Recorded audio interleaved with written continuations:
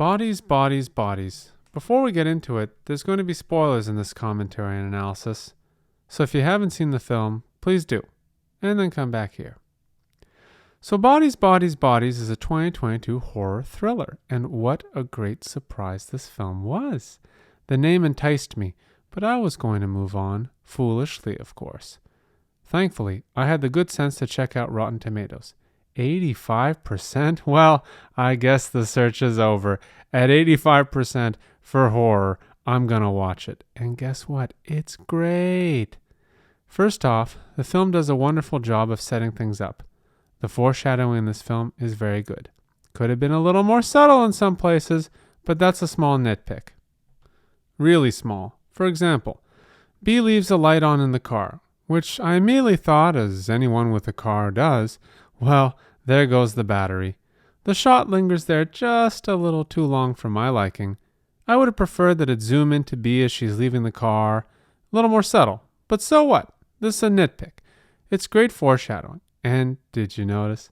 We didn't need to have the car say some ridiculous thing in an automated voice. You know what I'm talking about. Telling us as the audience that battery life is draining. Warning, battery life draining. No, we don't need that. Because cars don't do that. We've all driven cars. It's like when they add in weird computer sounds, the beep beep, boop boops. We've all had computers for a long time now. It's not 1991. They don't make sounds, and everybody knows they don't make sounds. So don't add them in. Also, I'm not sure, but we see that B looks in the mirror while she's in the car, as in she's mindful of her face and appearance. Well, later in the film, after the violence, we see her put on makeup again. I like touches like this on character development. It makes them real. People are consistent like that. It characterizes them. It draws me in. And maybe most important, how do we get introduced to the group of friends? Well, they're underwater playing a game. So we learn, as the audience, that this is a group that likes to play games. Rough games, like who can hold their breath the longest. And they're competitive. That way, when they decide to play bodies, bodies, bodies, we as the audience don't go, oh, okay, I guess they play games? Okay. No, we don't do that. We say, yeah, that fits with what I know about these people. They like that kind of stuff. No one has a contrived speech like, David, you've loved games since you were 5 years old, and you've always been so competitive. No, none of that. Boring. There's other foreshadowing, too. The sabering of the bottle and what that leads to, the table at the bottom of the stairs. There's a lot. Now you might think, okay, so what? Who cares? They foreshadow. Me, I care. You care too, though. Small things like this keep the audience from asking bad questions. Questions like, why won't the car start? That's convenient. And it's way better than some throwaway line, like, hey, B, I sure hope the battery's okay. The mechanic by the station told me it was on its last legs. Is that kind of line effective? Yeah, I guess. Is it good? No. So the movie gets some nice basics right from the very beginning. And that includes pacing. The film takes about 25 minutes to set up the characters, location, and background.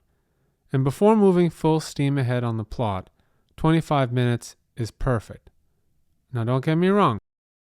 I like horror that takes its time. Not too long, but you need to set the stage. And this movie, it does it perfectly. I actually had to check the time when I felt the shift happening, because I immediately thought, this feels like the perfect time to shift back into the plot. AKA perfect timing. The rest of the movie is well timed too. It never feels like it's dragging. The middle stage is interesting, and it has a great way to move the plot along. Murder and the death of characters. No, but seriously, it's a good plot device, and they use it well. Back to the plot and characters. This is an ensemble horror film, as opposed to one that focuses on the plight of the individual. B and Sophie are clearly the main characters, but the movie is about the group and group dynamics, and this is hard to do well in horror. As I discussed in my analysis of The Night House, horror lends itself better to a one-on-one basis. Groups in horror invariably split up for that very reason, and Bodies, Bodies, Bodies is no exception. The group splits up because horror demands that they split up. That's not a problem. I'm glad they did it. It's important. The group is interesting. They're rich. They're young. And they have distinct personalities. They're people. I could meet these people at a club or at a restaurant or, I don't know, golfing, surfing, whatever. And I would believe that these are real people. The relationship between Sophie and B is interesting and genuine too. Sophie is a little more into it, huh? B's holding back emotionally. This ups the stakes for us as the audience. I cared about them and their relationship. I hoped they'd make it and end up happy. It's the romantic in me. Speaking of romantic, there sure were a lot of love triangles in this film. Love, envy, jealousy, desire, infidelity. Oh baby, now we're talking. People think all horror needs is hack and slash. Not so fast, you. The only thing that makes a story really good are the characters.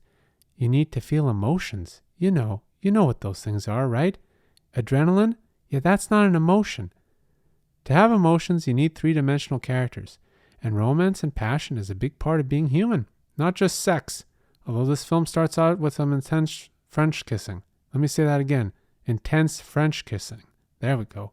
Look, we have to care about the characters. And in this movie, we do. About Sophie and B and Jordan, about Alice and Greg, even about David, Emma and Max. We get invested in them. Maybe the most important part is what it says about couples and intimacy. Alice and Greg and B and Sophie haven't been together that long. They don't really know each other that well. Even if they may love each other or, be intimate, at least Sophie loves B. It's possible. It's relatable.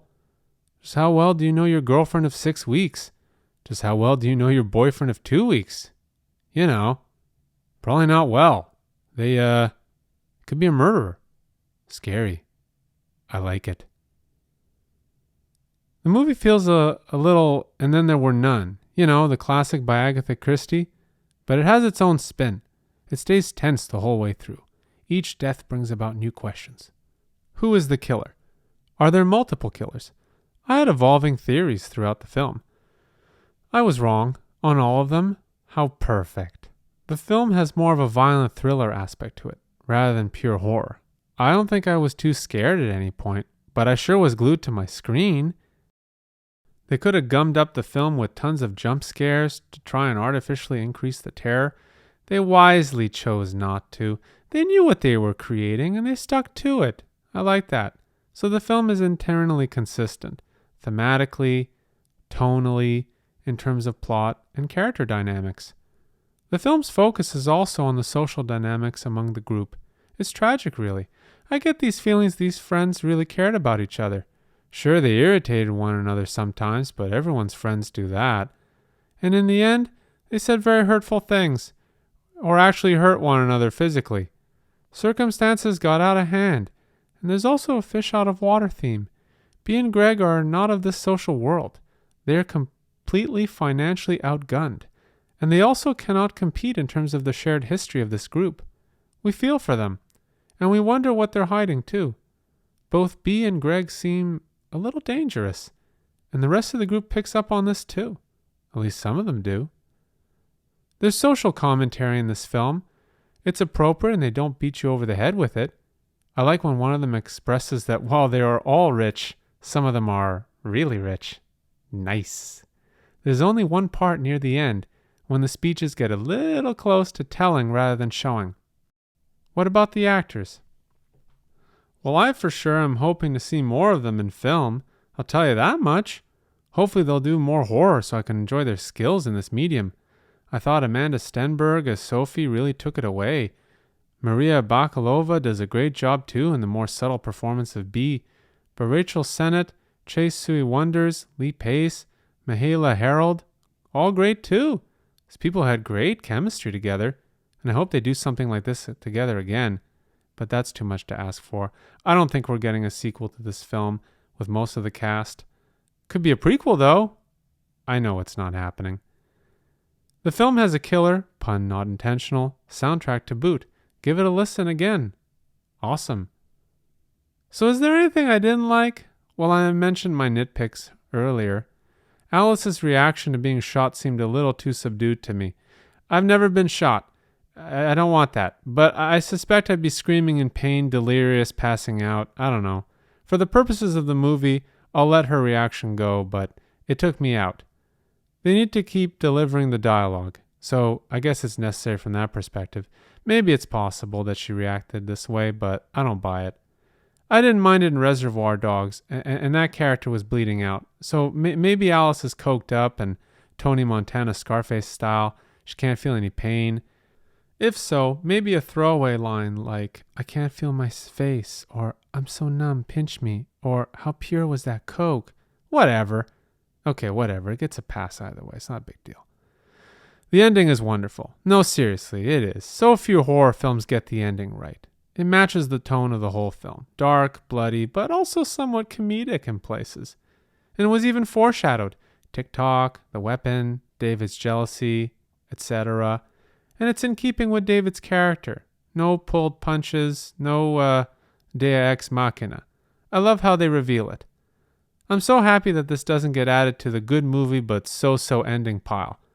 Man, I got enough of those. So I think this movie is good for repeat viewings. Yeah, I think I will rewatch this movie. I want to show it to others too. So what did you think? Did you like Bodies, Bodies, Bodies? Let me know in the commentary. I know I did.